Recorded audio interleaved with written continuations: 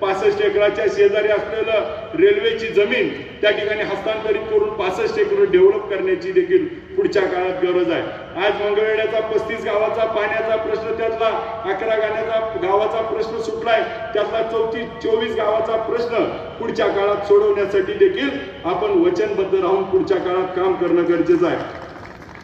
संत दामाजी असतील, संत कुर्मदास असतील, संत सावतामाळी असतील, सीताराम महाराज असतील, त्या ठिकाणी येवतीला शेवटच्या छत्रपतींची समाधी असेल, तिथले सर्व त्या ठिकाणी गोष्टीला आज पुढच्या काळामध्ये डेव्हलप करणं गरजेचं आहे। आणि त्या ठिकाणी धार्मिक पर्यटनाच्या बरोबर त्या ठिकाणी आपल्याला कृषी पर्यटन आणि पंढरपूर आणि आपल्या परिसराला अर्थकारणाने मजबूत करण्याची गरज आहे। छत्रपती शिवाजी महाराजांचं मंगळवेढ्यामध्ये वास्तव्य होतं, त्या किल्ल्याला देखील दुरुस्ती करण्याची गरज आहे। त्या किल्ल्याला देखील ऐतिहासिक दर्जा देऊन त्या ठिकाणी छत्रपती शिवाजी महाराजांचं वास्तव्य असल्यामुळे त्या मंगळवेढ्याच्या किल्ल्याला एक वेगळ्या पद्धतीचं नियोजन देखील करणे गरजेचं आहे। या माध्यमातून शेतकऱ्याला दिलासा देण्यासाठी आज त्या ठिकाणी आपला विठ्ठल सहकारी साखर कारखाना या वर्षी 10,81,000 टन गाळप करून 10,85,000 टन क्विंटल साखर त्या ठिकाणी उत्पादित केली।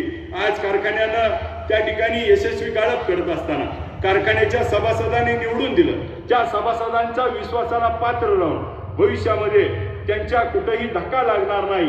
आज त्यांना अडचणीचा आणि त्या ठिकाणी भीतीचं वातावरण आहे, परंतु भीती त्या ठिकाणी बाळगू नका। मी मगाशी देखील बोललो, आता देखील आपल्याला सांगतो, सभासदांनी शेतकऱ्यांनी त्या ठिकाणी कारखाना चालवणारा माणूस म्हणून निवडून दिले। वेळ पडली तर त्या ठिकाणी मी स्वतःला घाण ठेवेन, पण कारखान्याला काय होऊ देणार नाही। त्या ठिकाणी जो काही निर्णय त्या ठिकाणी माझा एखादा अजून कारखाना इकायची वेळ आली की, परंतु आपल्या कारखान्याला काय होऊ देणार नाही, एवढीच या निमित्तानं ग्वाही देतो। उद्याचे दोन्ही उमेदवार त्या ठिकाणी आपल्याला भरघोस मताने निवडून द्यावे, एवढं बोलून थांबतो। जय हिंद, जय महाराष्ट्र।